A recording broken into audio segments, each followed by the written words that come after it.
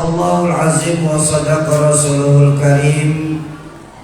Hadratul mukarramun, para alimil ulama, para habaib, para masyayikh, para asatiz dan ustazat, para hujjaj, para sepuh dan bini sepuh di kota Serang Baru, wabil khusus segenap pengajar majelis-majelis taklim di Serang Baru, Ketua DKM Masjid Miftahul Huda Serang Baru. Semoga Allah tetapkan iman dan Islamnya dalam rangka menjaga semangat agama di Serang Baru tercinta kita ini. Amin ya rabbal alamin. Yang saya hormati para tokoh-tokoh masyarakat, tokoh-tokoh kepemudaan, Bapak RW, wabil khusus abangda saya Bapak Haji Heri, segenap panitia peringatan Maulid Baginda Rasulullah Sallallahu Alaihi Wasallam, bapak-bapak dan ibu-ibu jamaah ma'asyiral muslimin dan muslimat, para calon penghuni surganya Allah yang dicintai Allah Subhanahu wa taala. Walaupun sudah memasuki Rabiul Tsani, tapi memperingati kelahiran baginda Nabi mah kapan dia boleh. Betul ya? Kenapa? Untuk menimbulkan rasa cinta kepada baginda Rasulullah Sallallahu Alaihi Wasallam. Ini ada di antara kita bahwa apakah pantas kita memperingati juga saat kematian baginda Nabi? Karena kan yang namanya Rasul lahir dan hidup dan meninggalnya di hari yang sama. Nah, ini banyak stigma-stigma yang seperti ini. Kita tidak memperingati, kita tidak bergembira atas kemeninggalan baginda Nabi. Minta tolong sound system yang lain tutup saja.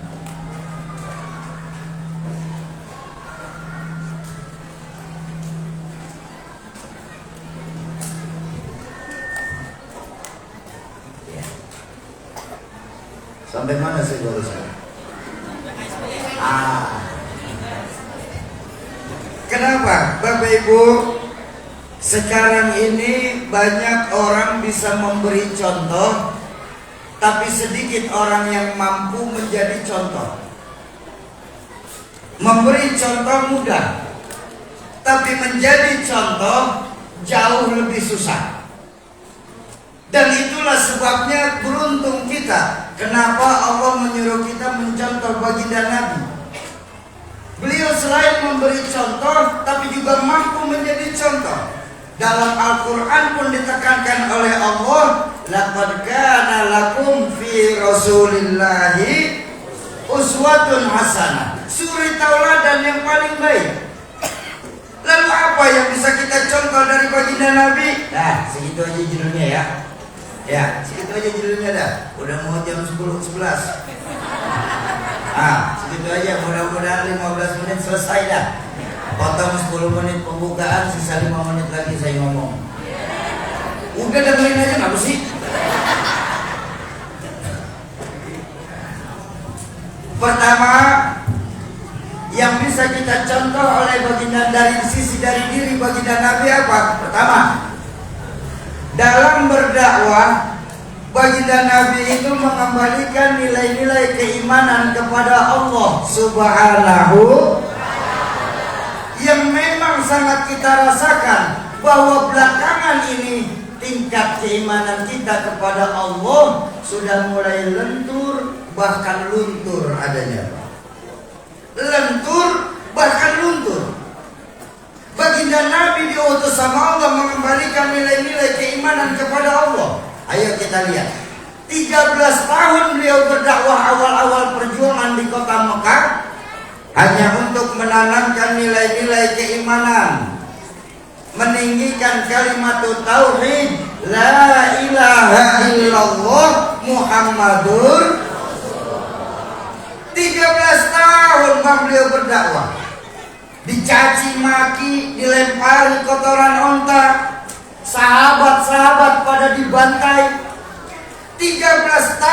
beliau berdakwah hanya untuk menanamkan fondasi dengan perhitungan di mana-mana. Kalau fondasi kuat, bangunan pan aman. Betul? Fondasi rapuh, bangunan rubuh. Fondasi mencong, bangunan melengsok. Bangunan bagaimana fondasi? Kita orang Serang baru hidup, bagaimana imannya? Imannya nggak akan terlihat, pasti. Siapa yang bisa melihat keimanan seseorang? Betul. Tapi kan gejala dari keimanan itulah yang pasti terlihat. Contoh. Ini mic ada strumnya nih. Ada nggak strumnya? Kelihatan? Aku bisa tahu. Gejalanya. Ada bunyi. Strum nggak kelihatan, tapi gejala dari strum yang terlihat. Betul? Nih kipas di atas ada strumnya nih, muter. Lampu ada strumnya, Sofi, nyala. Ya kalau begitu nggak usah profesor turun tangan, bocah kita pun paham. Di mana-mana kalau ada strum, mic dicolok pasti bunyi. Kipas angin pasti muter. Lampu pasti nyala. Kalau begitu ceritanya, kalau memang punya iman, sujud yang benar. Jangan nunggu akhir waktu sholatnya. Ada yang begitu di sini? Oh, Bayoran banyak, Bayoran nih. Kalau di sini sama. Kalau punya iman, sedekah yang berani. Kalau punya iman, ayo kita makmurkan masjid dengan menghidupkan sholat berjamaah. Betul? Betul. Itu kalau jalurnya benar. Kalau jalurnya benar. Sekarang saya ajak berbanding terbalik nih. Strum ada, tapi mic kagak mau nyala nih. Kalau ada teknisi di samping, oh Syauki, yang itu mah kabelnya koslet namanya. Bener kan? Apa namanya? Ya, lemes amat mulut di sini. Emang Serang Baru kalau murid pada lemes begini ya? Maaf Pak ya, maaf nenek dulu saya kasih tahu. Ini kan kita lagi peringatin maulidnya manusia yang karena beliau dunia ada nih. Betul kan? Dalam hadis qudsi Allah menegaskan, laulaka ya Muhammad ma khalaqtu aflak. Kalau saja bukan karena engkau hai Muhammad, sungguh tidak akan aku ciptakan Serang Baru beserta isinya. Ilokan apa? Nah, masa iya kita di Serang Baru lagi memperingati kelahirannya manusia yang karena beliau kita ada, pada lemes-lemes begini. Mau semangat? Mau semangat? Saya minta ulang. Strum ada, tapi mic nggak menyala. Itu namanya kok. Alhamdulillah. Bukan saya doang ya yang lihat. Strum ada, kipas angin nggak memutar, kipasnya kok. Strum ada, lampu nggak nyala, lampunya kok. Ngaku beriman, tapi kagak mau sujud, itu namanya kok.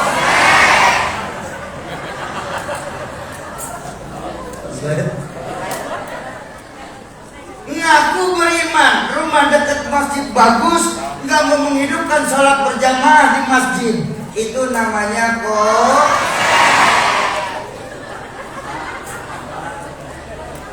Ngaku imannya gede, rumah tingkat, mobil ada, motor 2, sedekah 5.000, itu namanya kok. Itu udah korek Pak, bukan buat silat lagi Pak. Korek bin Kikir alias Bakhil bin Medit bin Buntut Gasiran bin Kutilan Mata Kuning. Komplit dah tuh. Ayo, di peringatan Maulid nih, yang koslet-koslet kita benerin dulu. Supaya apa? Supaya Serang Baru kita ini jangan sampai kebakaran karena ada yang koslet. Setuju? Kalau setuju ya tutup pakai doa. Bu, benar, dulu. Boleh tanya Kiai, ceramah itu kan yang penting jamaah, udah setuju ya? Nah itu ngapain lagi? Nah karena Bu, saya diajarin sama guru saya, ceramah itu yang baik, yang sedang-sedang aja. Ceramah nggak boleh panjang lebar, mubazir Pak. Kenapa? Kalau kebangetan panjang kesian ibu-ibu nanti. Kalau kebangetan lebar kesian bapak-bapaknya. Ceramah di kemana-mana pikirannya nih.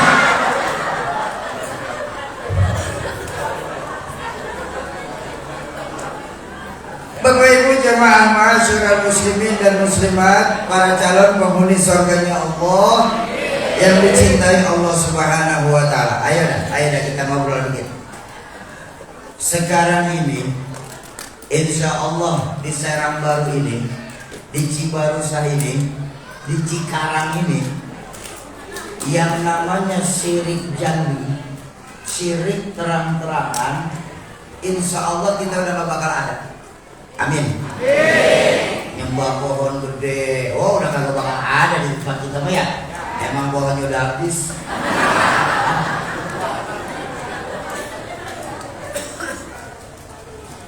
Nyembah berhala, insya Allah kita udah gak akan ada di sini. Amin.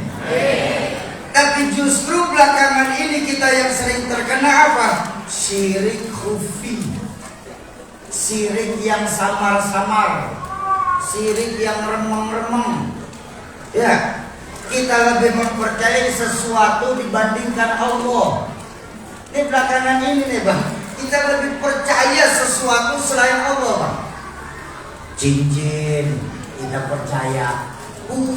Soki, saya semenjak pakai cincin gini nih, cincin dijadiin sembako. Saya semenjak pakai cincin gini, jangan anak perawan, nenek lihat saya lemes. Cincin.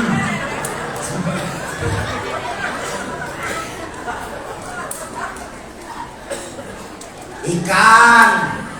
Soki, masya Allah, alhamdulillah. Saya semenjak miara arwana super red, rezeki saya nggak putus-putus. Arwana dijadiin asbak. Kita sering lupa disiplin, mental disiplin kita umat Islam kepada Allah diajarkan lewat nilai-nilai syahadat. Apa syahadat mengajarkan? Saya bersaksi tiada Tuhan selain Allah, dan saya bersaksi bahwa Nabi Muhammad utusan Allah. Harga mati titik. Kalau kita di Serang Baru yakin tiada Tuhan selain Allah, maka konsekuensi kita sebagai muslim, kita nggak boleh menyembah kecuali hanya kepada Allah. Kita nggak boleh menggantungkan hidup kecuali hanya kepada Allah. Kita nggak boleh pernah takut kecuali hanya kepada Allah. Dan kita mantang para mohon pertolongan kecuali hanya kepada Allah. Imannya mantap, tauhidnya hebat. Betul. Ini kan sekarang ini pergeseran mulai. Iya si Sogi, saya si Islam, tapi kan saya pengusaha Sogi. Islam sih Islam, tapi kan saya RW. Islamnya yang dikecilkan. Nggak boleh seperti itu. Apa yang mau kita banggakan di dunia ini Pak? Oh maaf, kita nih orang Serang Baru nih Pak, dalam ilmu pendidikan disebut sebagai zone politikan. Betul? Artinya zone politikan itu makhluk sosial.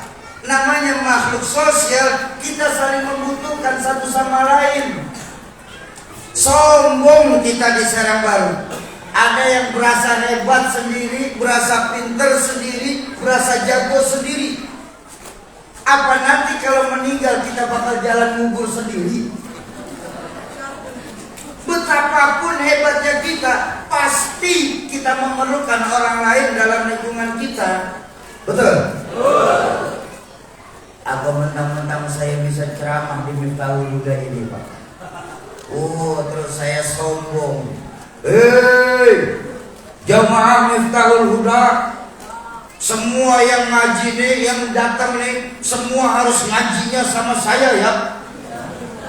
Yang nggak ngaji sama saya, Islam yang nggak benar. Oh, setan saya, Pak.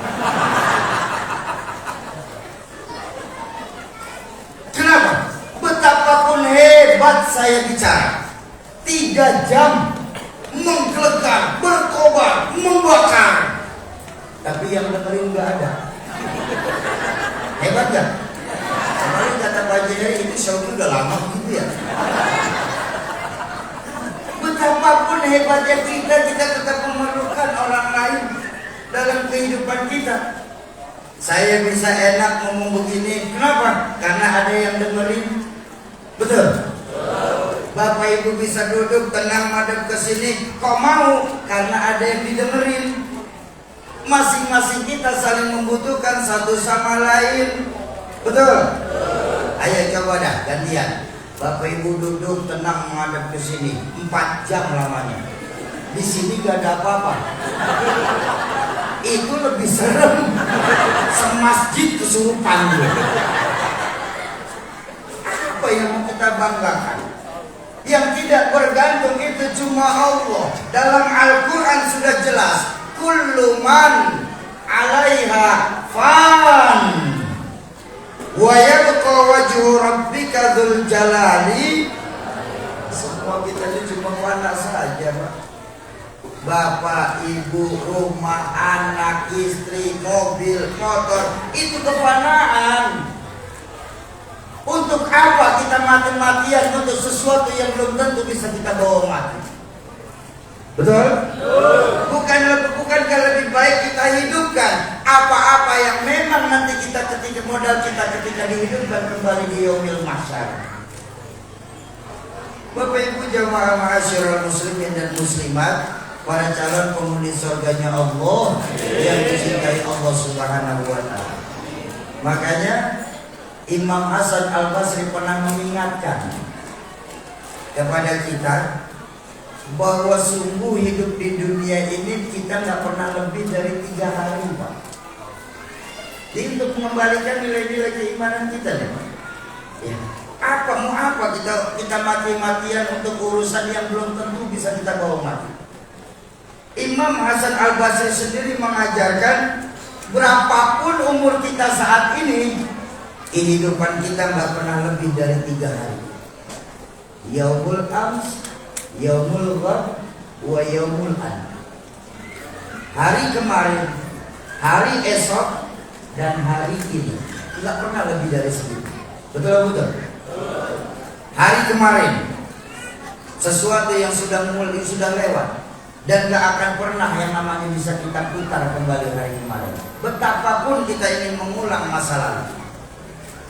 Bu, oh gak amat menyaut heran. Tenang Pak, kalau kita kan CS ya, aman kita nama CS. Nih resih nih. Bu, mungkin saja 10, 20, 30 tahun yang lampau, laki-laki mana di Serang Baru yang gak kelepok-kelepok melihat ibu semua? Betul? Ya walaupun sekarang juga bikin kelepok-kelepok ya, cuma langsung mati. Kelepok-kelepok mati. Lah dek, maaf. Ini kan yang paling sering bercermin kan kaum perempuan. Ayo, sering bercermin kan? Tengoklah perubahan yang terjadi pada wajah kita. Bu, senyum ibu yang tadinya indah dengan gigi putih berseri, sekarang satu demi satu mulai bermisi. Betul? Rambut yang hitam melebat saat ini satu demi satu mulai memutih. Kulit yang tadinya merona indah dipandang saat ini sudah mulai susah diatur. Bener-bener ditarik kanan, yang kiri naik, ditarik yang kiri, yang jidat turun. Susah kulit diatur sekarang ini. Apa yang mau kita banggakan dari masa lalu? Betul? Pak, mungkin saja 10-20 tahun yang lampau, siapa yang bisa mengalahkan kita dalam bekerja dan berjalan jauh? Kiloan meter dalam sekali jalan bisa kita tempuh. Betul? Tengoklah diri kita saat ini. Jangankan jalan kilometer jauhnya, untuk sholat berjamaah pun kaki sudah mulai gemetar. Apa yang bisa kita banggakan dari masa lalu? Masa lalu cuma tinggal kenangan saja dan gak akan pernah bisa kita ulang kembali. Hari esok, oh Allahu Akbar, hari esok sesuatu yang misteri Pak. Dan kita gak akan pernah tahu bisakah kita berjumpa dengan mentari esok pagi. Betul? Jangan ngomongin matahari besok Pak, kelamaan. Kalau ada jamaah Miftahul Falah, Miftahul Huda, ya salah dikit apa sih? Kalau siang ini ada jamaah Miftahul Huda yang berani menjamin dirinya 2 jam ke depan masih hidup, coba angkat tangan. Ada nggak? 2 jam ke depan masih hidup apa enggak? Berani ngejamin? Lalu kenapa kita mesti nunggu hari esok? Makanya yang diajarkan oleh Imam Hasan Al-Basri apa? Hari ini, mumpung ruh belum berpisah dari jasad, mumpung ladang amal masih banyak yang bisa kita tanam, mumpung pintu taubat masih terbuka lebar-lebar, ayo kita persiapkan diri kita untuk menghadapi kematian kita sendiri. Bukankah hidup hanya sebuah perjalanan panjang Pak? Perpindahan dari satu tempat ke tempat lain. Maaf, saya minta maaf sebelumnya. Saya minta maaf yang banyak. Ini semua nih yang hadir. Semua nih calon-calon jenazah.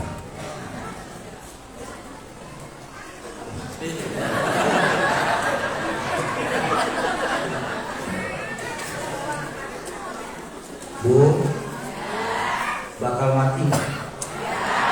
Mati nggak? Mati.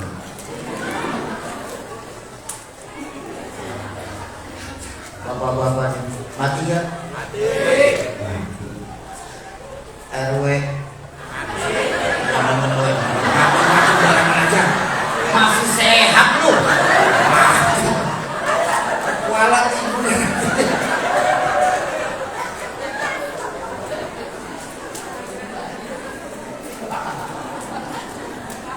Semua kita kan cuma sebatas perantau di bumi Allah ini, betul? Namanya orang merantau kan mesti pulang. Orang merantau mesti pulang. Sombong kita, bodoh kita. Kalau kita sadar kita cuma seorang perantau, tapi nggak pernah mikirin pulang. Bodoh. Tahu bodoh? Goblok. Tahu goblok? Blow on. Tahu blow on? Minum es di tiup. Dia kira ngumpul panas blow on tuh. Bodoh kita. Kalau kita sadar kita hanya seorang perantau tapi nggak pernah mikirin pulang. Pulang seharusnya senang. Bahkan saya berani bilang, orang pulang pasti girang. Contoh, selesai peringatan Maulid, kita jamaah pulang ke rumah masing-masing. Pulang apa enggak? Senang? Kenapa senang? Ya pulang, copot kerudung, ganti daster. Abang-abang saya bisa ngopi jam-jam sama anak-anak teman-teman. Terbukti tuh, orang pulang pasti Lebaran. Masyarakat Serang Baru yang punya kampung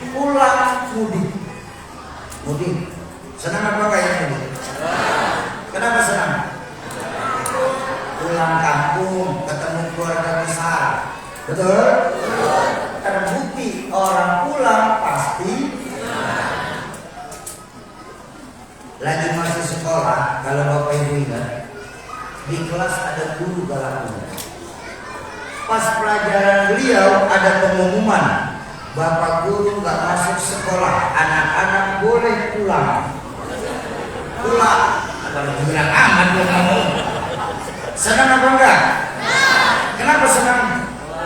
Pulang jam pelajaran kosong. Terbukti lagi orang pulang memang senang.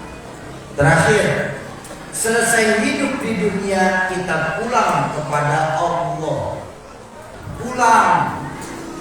Senang apa enggak?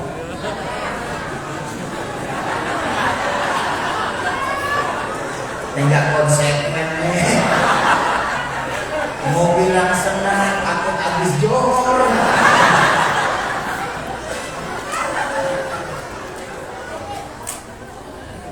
Apa sih yang bikin kita pulang sama Allah berat? Macam ngeganjel di hati.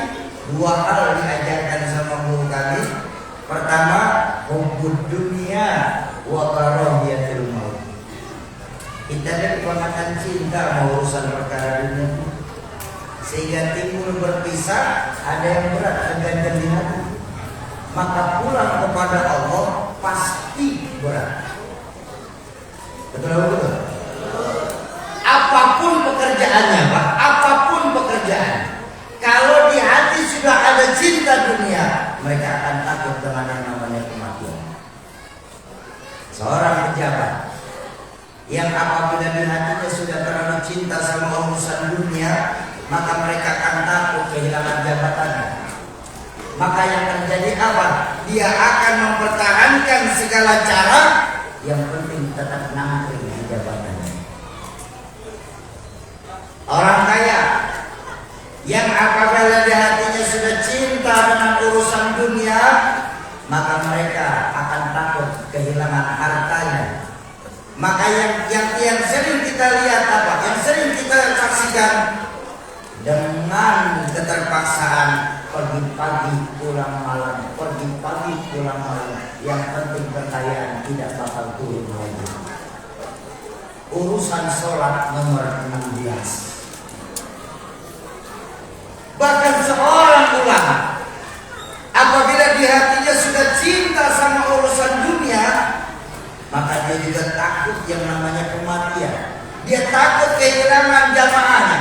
Maka yang sedemikian rupa akan dibuatlah yang halal menjadi haram, yang haram malah dibikin sama-sama.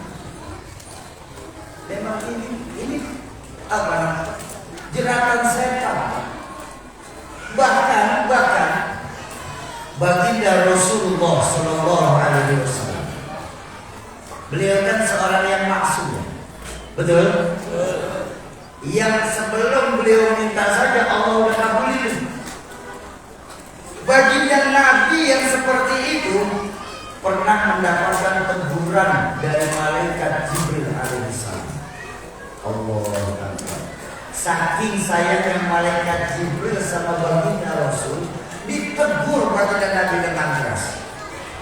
Yang seharusnya teguran malaikat Jibril ini sangat patut untuk kita orang sekarang baru merenungkan teguran ini. Apa teguran malaikat Jibril kepada baginda Nabi saat itu? Malaikat Jibril menegur Nabi, "Ya Muhammad, isma syita fa innaka mayyitun." Muhammad, silakan kau berbuat sekehendak hatimu Muhammad. Kau mau ini boleh, mau begitu boleh Muhammad. Mau begini silakan, mau begitu pun tafadhol Muhammad. Silakan berbuat sekehendak hatimu Muhammad. Tapi ingat baik-baik Muhammad, fa innaka mayyitun. Sesungguhnya engkau pasti akan jadi mayat juga nantinya Muhammad. Allahumma shalli ala sayyidina. Makanya teguran malaikat Jibril ini Pak selaras dengan hadis baginda Rasulullah Sallallahu Alaihi Wasallam. Beliau mengingatkan ad-dunya sijnun lil mu'minin wa jannatun lil kafirin. Dunia itu penjaranya buat kita orang Islam, buat kita orang beriman, tapi surganya buat orang-orang kafir. Namanya di penjara pasti ada aturan-aturan lain yang harus kita taati. Jangankan di penjara, kita di RW 8 aja kan ada aturan-aturan lainnya. Betul atau betul? Betul enggak? Kamu 2 kali 24 jam arah kapal. Itu aturan lain tuh, Pak. Aturan lain. Dalam lingkungan saja kita bicara ada aturan main, apalagi dalam Islam. Ada teman saya protes, Syar'i, Islam itu susah, semuanya dilarang dalam Islam, nggak ada kebebasan dalam Islam. Saya bilang, Bang, hati-hati kalau bicara. Justru tidak ada agama yang paling mudah kecuali Islam. Dalam Islam semua boleh, semua boleh. Justru yang nggak boleh dalam Islam itu cuma satu saja. Apa? Yang dilarang sama Allah. Betul kan? Iya. Yang nggak dilarang kan nggak apa-apa. Oh iya, itulah Syar'i. Larangannya Allah ini banyak, kata kawan saya. Saya punya teman memang macam-macam. Alhamdulillah berkah silaturahmi. Mulai dari orang soleh sampai orang salah ada. Dari ahli sejadah sampai ahli jadah punya teman. Itulah Syar'i, kata kawan. Larangannya Allah banyak. Sebentar saya bilang. Balik cara pandang kamu melihat Islam. Apa yang banyak larangan dari Allah? Syar'i. Dalam Islam itu nggak boleh minum khamr. Karena minum khamr itu bagian dosa besar. Bapak moyangnya dosa khamr, Syar'i katanya. Kata siapa? Katanya. Oh, begitu. Oh. Kata siapa Islam nggak boleh minum khamr? Orang Islam boleh minum khamr, tapi nanti di surga, bukan di Cikarang. Lo kan jelas dalam Baitul Akbar, dalam Al-Quran dijelaskan juga bahwa nanti sungai yang mengalir di dalam surga terdiri dari susu dan arak. Di Serangga yang nggak boleh, di surga mah bebas. Betul. Saya bilang, sanggupkah kita menahan yang 63 tahun ini demi kehidupan kita yang lebih hakiki? Oh begitu Syar'i. Oh. Tapi ada lagi Syar'i. Apa? Dalam Islam nggak boleh zina. Oh, saya paling hobi zina. Oh begitu. Oh. Saya bilang, Bang, justru Islam itu agama yang fitrah. Tahu kebutuhan dasar manusia. Laki-laki senang sama perempuan, boleh dalam Islam. Tapi lewati dulu sebuah pintu yang namanya nikah.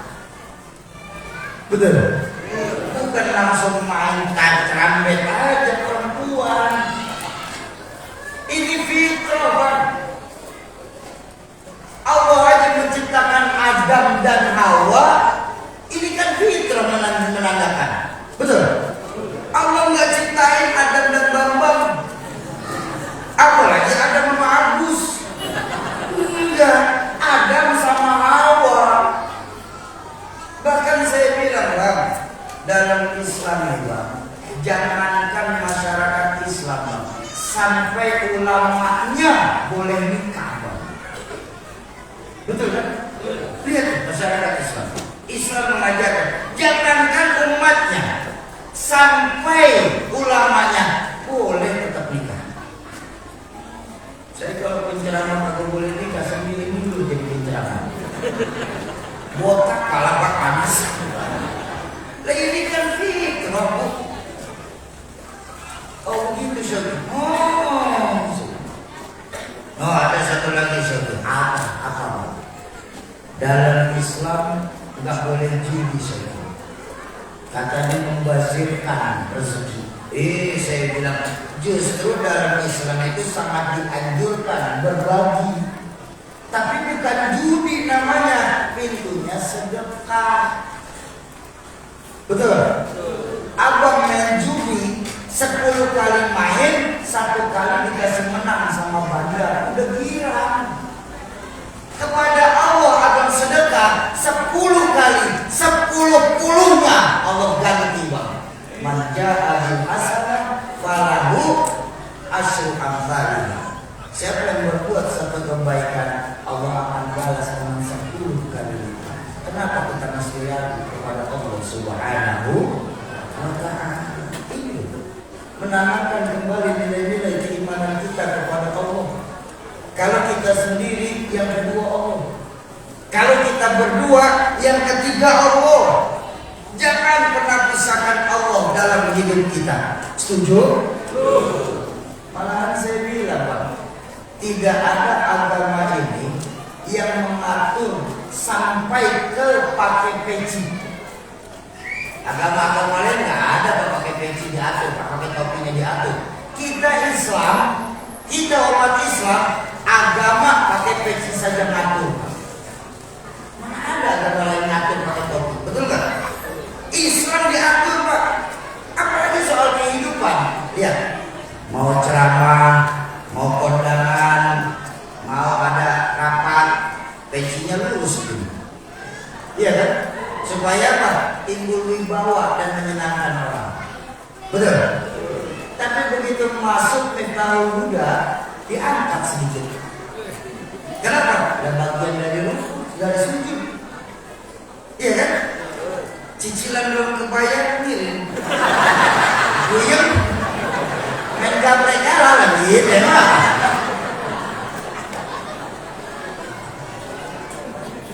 Coba lihat.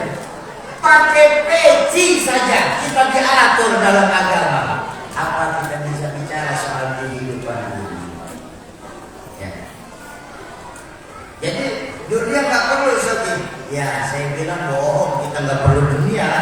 Kalau kita masih tinggal di Serang Baru kok. Betul. Cuma yang terbaik adalah jangan jadikan dunia sebagai topi kita, tapi jadikan dunia sebagai alas kaki kita untuk menapak ke arah yang lebih hakiki dalam kehidupan ini. Bapak Ibu jamaah ma'asyiral muslimin dan muslimat, para calon penghuni surganya Allah yang mencintai Allah Subhanahu wa ta'ala. Itu yang pertama, hubbud dunya wa karahiyatul maut. Kita terlalu cinta sama urusan dunia ini sehingga timbul saat berpisah ada yang berat di hati, maka pulang kepada Allah pasti berat. Yang kedua, ini yang paling penting. Apa? Karena nggak punya bekal. Betul. Nggak punya bekal, paksa berangkat. Sampai tujuan belum tentu, sengsara di tengah jalan pasti kelihatan.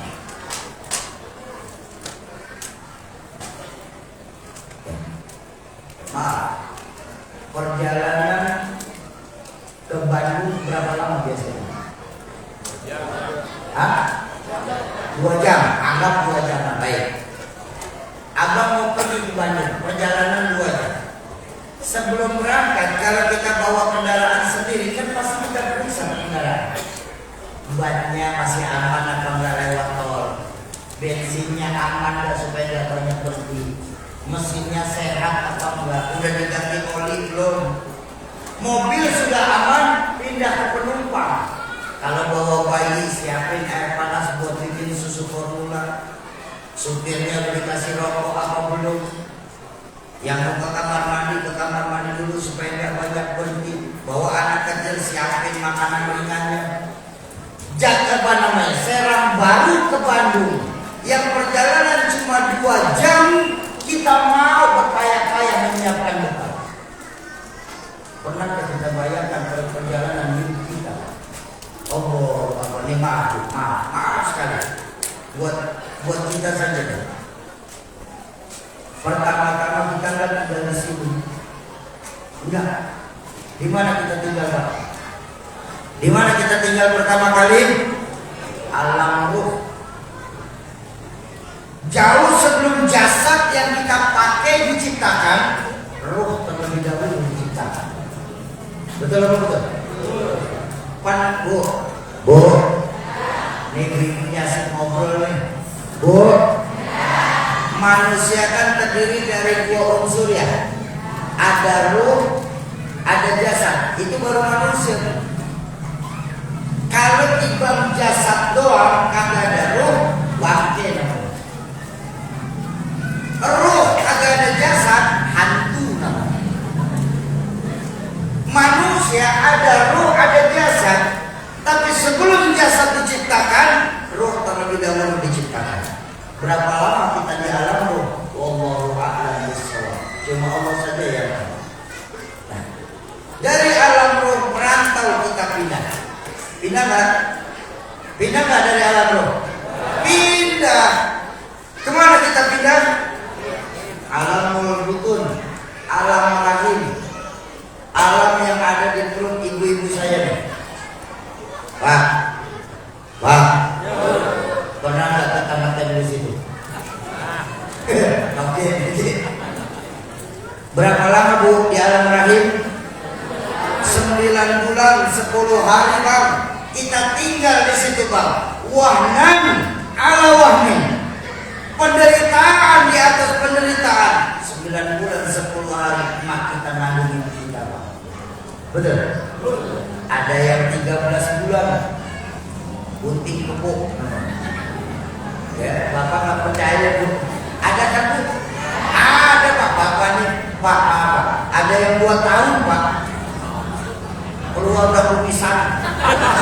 Lama di dalam jembatan. Bu. Ini Bapak kalau ngomongkan alam rahim, pisahnya tawarin dong. Dia kagak tahu ngelahirin itu satu Pak. Pak, ayo bagaikan ditarik kulit dari daging Pak saat lahir. Bersatulah saat itu antara keringat, air mata dan darah. Dilahirkan kita. Bapak sekarang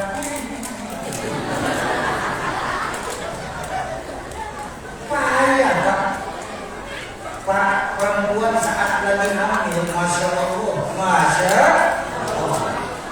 6 bulan berat, 7 bulan lebih berat lagi, betul Bu. 8 bulan istri kita mulai mengandung Pak, puncak kelelahan, tidur udah serba salah, betul Bu. Miring, ngeganjel, telentang berat, tengkurap takut meletus.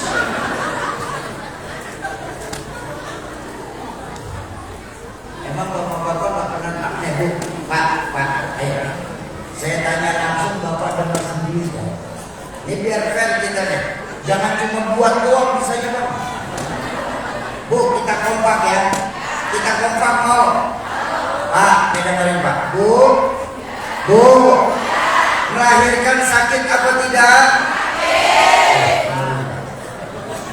Ini Bapak kagak dikasih jatah ngomongan-ngomongan apa? Berdarah apa tidak? Kapok.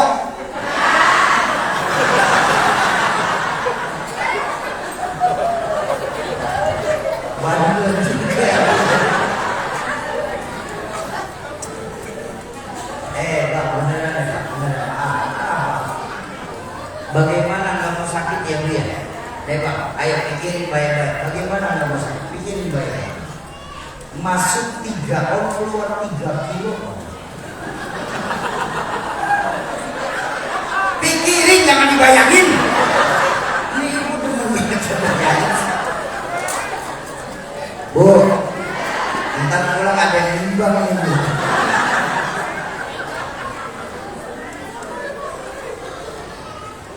Alam rahim 9 bulan 10 hari. Kata payahnya perempuan saat lagi hamil Pak. Sampai baginda Nabi sendiri mengajarkan ketika ditanya oleh para sahabat, ya Rasulullah, siapa orang yang paling harus saya taati? ibumu. Kemudian siapa lagi ya Rasulullah? Ibumu. Kemudian siapa lagi ya Rasulullah? Ibumu. Setelah itu siapa ya Rasulullah? Karena almarhum. Itu udah kala itu makanya jangan pernah mempermainkan yang namanya kaum perempuan. Wah, dalam hadis saja kita udah kala itu betul nggak? Dalam Al-Quran ada yang namanya Ummul Surah. Ada nggak? Ada nggak? Ada Abal Surah? Nggak ada. Dalam negara ada yang namanya ibu kota. Ada bapak kota? Nggak ada. Di bagian tubuh kita di tangan ada yang namanya ibu jari. Ada bapak jari. Makanya jangan main-main sama perempuan. Bayangin Pak, Nabi yang menegaskan ibu 3 kali disebut. Kita orang laki berapa kali? Kalau udah kali itu mana ibu ya? Betul. Ibu 3 bapak, 1 bapak. Ini cari untung nih. Salah hitungnya salah. Kayak dikasih aja. Bu, emang mananya boleh kawin lagi? Nah, ompaknya nggak sedih diam aja. Bu, boleh suaminya nikah lagi? Ibu-ibu yang berani berkata suaminya nggak boleh nikah lagi, masya Allah. Itu adalah ibu-ibu yang tidak memikirkan nasib sesamanya. Benar-benar saya ngomong. Menurut data kependudukan di Dukcapil di daerah sini Cibaru saya ini jumlah laki-laki, jumlah perempuan jauh lebih baik daripada jumlah laki-laki. Nggak usah jauh-jauh, di sini aja banyakkan perempuan sama laki. Hitungan gampang aja, ada perempuan 3.000, ada laki-laki 1.000. Satu nikah lawak 1. Kelebihan perempuan 2.000. Terus yang 2.000 mau disuruh kawin sama tuyul. Jadi daripada mubazir,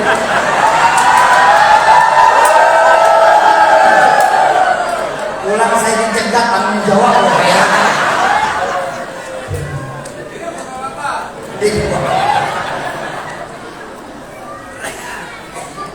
Bapak Ibu jamaah ma'asyiral muslimin yang berbahagia, alam rahim 9 bulan 10 hari. Selesai dari alam rahim, pindah lagi. Pindah nggak? Pindah apa enggak? Kemana kita pindah? Serang Baru. Disinilah kita sekarang. Betul? Berapa lama kita tinggal di Serang Baru, Pak? Berapa lama? Sampai malaikat maut menjemput kita. Betul. Kapan sampai? Tergantung jatah. Tergantung jatah. Ada jatah di dunia ini 2000 tahun. Guru-guru ngajarin, guru-guru saya ngajarin. Usia umat Nabi mengikuti nabinya. Betul. Nabi Adam umurnya 2000 tahun, umatnya rata-rata 2000 tahun. Ibadahnya panjang. Nabi Nuh 940 tahun. Umatnya rata-rata 900 tahun saat itu. Bu, enak kalau kita tinggal di zaman Nabi Nuh ya Bu ya. Udah ibu ngomong tetangga 300 tahun jangan berhenti. Doer tuh bibir. Masih ada stok tobat 600. Banyakkan tobatnya mas. Tapi kan sekali lagi saya ingatkan ucapan guru saya, usia umat Nabi mengikuti Nabi. Kita sekarang di Serang Baru ini umatnya baginda Rasulullah Sallallahu Alaihi Wasallam. Berapa usia beliau ketika wafat? 60. Itu standar orang Serang Baru. Nyontoh Nabi umur kita cuma sampai 63. Nyontoh hadis beliau usia umatku nanti baina sittin wa sab'in, antara 60 sampai sampai 70. Kalau lebih dikit dah. Namanya bonus. Bonus, capek dah bonus. Bonus. Tapi saya tanya, berapa banyak kita di Serang Timur ini yang usianya sampai 100 tahun? Ada? Makanya kalau kita nyontoh lagi, umur kita di sini cuma sampai 63. Jadi kalau siang ini udah berasa 50 tahun, waspada. Mulai memperbanyak ibadah 13 tahun lagi. Tapi jangan khawatir, kalau siang ini baru terasa 62 tahun 11 bulan 3 minggu 5 hari. Makan yang enak-enak. Lalu hari lagi mau dijemput. Udah kagak ada bayaran udah tuh. Soki, ngomong aja lu gede. Emangnya apa bang? Lah gua masih muda Soki, masih lama. Oh maaf bang, soal maut bukan urusan tua muda. Betul kan? Maut mah aneh. Maut kalau boleh diibaratin pohon, macam pohon kelapa. Coba tengok pohon kelapa, yang tua jatuh, yang muda bisa jatuh, yang cangkir masih jatuh. Betul? Jangan pernah bilang kita masih muda. Berapa banyak di Serang Baru ini Pak? Maaf. Orang tua, kakek, neneknya udah sakit-sakitan, cucunya duluan yang berangkat. Ada yang seperti itu? Jangan pernah bilang kita masih muda. Makanya sekali lagi, ayo kembalikan nilai iman kita. Bersyukur kita kepada Allah. Kenapa sakit? Sebab malaikat maut dalam mencabut nyawa nggak pernah pakai abjad. Jadi benar nih, kalau malaikat Israel mencabut nyawa pakai abjad, enak kita gampang dunia Pak. Tahun ini yang mati A, tahun berikutnya B, tahun depannya C, lalu D, terus E, habis itu F. Saya S. Selamat. Abah saya Z. Berangkat duluan katanya Pak. Mau gak pernah pakai abjad Pak. Suka tidak suka, rela atau terpaksa, malaikat Israel pasti tetap menjemput kita. Kenapa? Maut gak pernah nunggu tobat kita. Maut gak pernah nunggu amal kita banyak. Maut gak pernah tahu dan peduli mana ulama, mana ulama. Maut gak pernah mau peduli mana pejabat, mana rakyat. Ketika Allah perintahkan malaikat maut untuk mencabut, maka dengan gagah gempita malaikat maut akan mencabut. Betul? Soki, lu ngomong gitu sih Soki. Emangnya kenapa? Saya pun jadi takut mati Soki. Ya jangan hidup. Saya juga malas hidup, mati aja. Loh, Islam itu mudah Pak. Islam mengajarkan berani hidup, nggak boleh takut untuk mati. Kenapa? Kullu nafsin dha'iqatul maut. Semua yang bernafas pasti akan melewati yang namanya pintu kematian. Pertanyaan kita untuk kita renungkan apa? Bekal apa yang sudah kita persiapkan untuk menghadapi alam-alam selanjutnya? Apa selesai kita di alam dunia ini? Belum Pak. Dari alam dunia kita masih merantau lagi. Pindah kita. Kemana kita pindah? Alamul barzah, alam kubur. Berapa lama kita tinggal di alam kubur? Sampai malaikat maut menjemput kita. Di situ kita bekal Pak. Kalau saya sore hari ini meninggal, langsung dikubur, besok pagi udah kiamat, lumayan saya. Nah ini udah semalaman doang saya dipendem. Tapi kalau kiamatnya 1000 tahun, 1000 tahun kita terkalang tanah. Lama bener Sofi, enggak Pak. Janji Allah itu hak. Hei fulan, amalmu banyak, pahalamu bagus. Kau sudah berhasil menjawab pertanyaan malaikat Zabaniyah. Maka sekarang tiba atasmu num naumatal arus.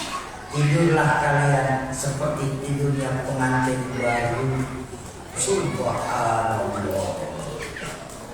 Pengantin baru tidurnya gimana nih? Udah pada lupa. Pengantin kawakan ini.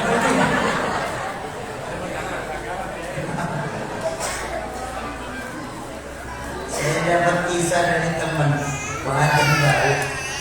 Ji, apa? Pagi-pagi bini gue ngomong sama gue, Ji. Apa? Bang, ya malam cepet banget ya Bang ya.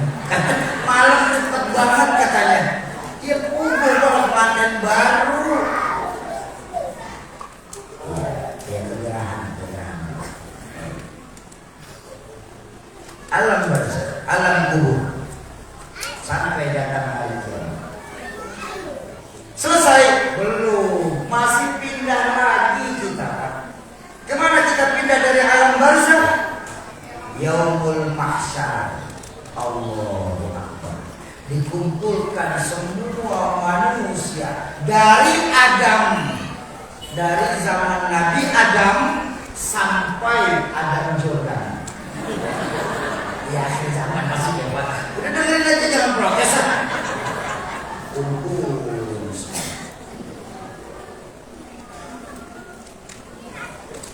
Berapa lama Soki kita di yaumul mahsyar nanti? Wallahu a'lam bishawab. Tapi jangan berputus asa. Walaupun kita umat akhir zaman, tapi namanya umat baginda Nabi sudah mendapatkan jaminan akan dihisab lebih dahulu, akan dihitung lebih dahulu. Pintu surga tidak akan terbuka sebelum seluruh umat Muhammad masuk ke dalam surga. Amin. Jadi walaupun kita umat akhir zaman, tapi dihitungnya kan lebih dulu, betul? Tapi jangan lupa, perpisahan kita sama baginda Nabi hampir 15 abad.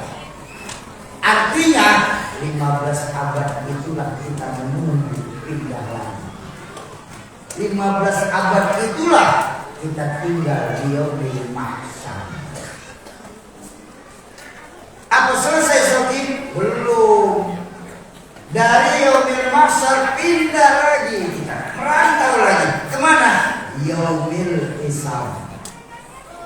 Hari perhitungan, di mana dalam Al-Quran dijelaskan al-yauma nahtimu ala afwahihim wa tukallimuna wa tashhadu bima kanu. Mulut kita dikunci, tangan kita berbicara, kaki kita bersaksi atas apa yang sudah kita lakukan di secara lalu. Berapa lama kita hidup nanti di yaumul hisab? 15 abad ditambah sisa umur kita sekarang. Kita hidup di dunia berapa? 63. 15 abad lewat 63 tahun. Karena nanti di yaumul hisab, film kita akan diputar kembali. Mulai dari kita lahir sampai kita masuk ke dalam kubur.